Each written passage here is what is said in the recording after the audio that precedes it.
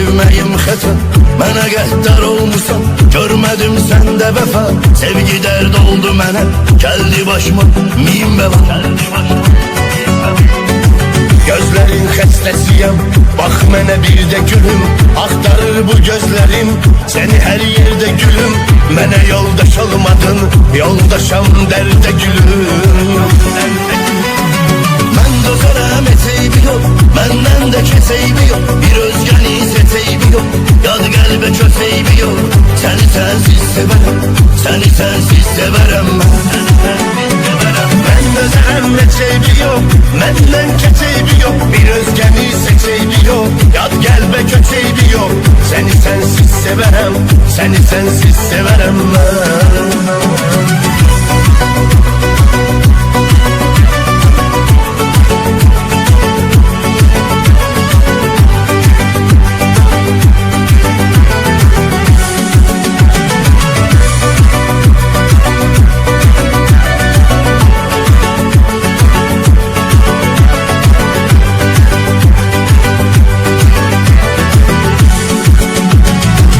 Gecənin sirdaşını gör bu zülmətdə mən. Sənə mən neyləmişəm, qoydun əsrətdə mən. Yenə qəmli üzgünəm, gəl izlə xəlvətdə mən. Zamanın hökmünə bax, bu qare taliyə bax. O indi məndən uzaq, mən indi ondan uzaq. Belə olmur yaşamaq, belə olmur nəfəs almaq. Mən dözərəm eteybi yox, məndən də keseybi yox. Bir özgəni seteybi yox, yad qəlbə köteybi yox.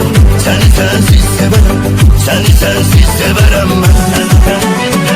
Mən dözərəm eteybi yox, məndən keteybi yox. Bir özgəni seteybi yox, yad qəlbə köteybi yox. Səni sənsiz sevərəm, səni sənsiz sevərəm mən.